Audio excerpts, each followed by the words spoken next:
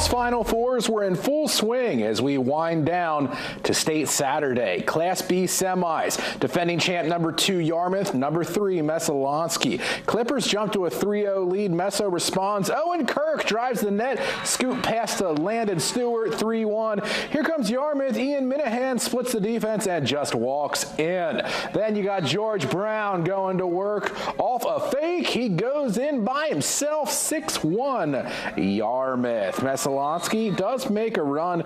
It's Kirk again. Long stick makes it 6-3. Yarmouth, though, pours it on, outscoring the Eagles 13-1 the rest of the way. Owen Walsh give and go with Brady Martin, then Brown the hammer. He had 8 goals. Yarmouth defeats Messalonskee 19-4. The Clippers will face York for the state title. In Class A, Thornton Academy and Falmouth advance to the state championship.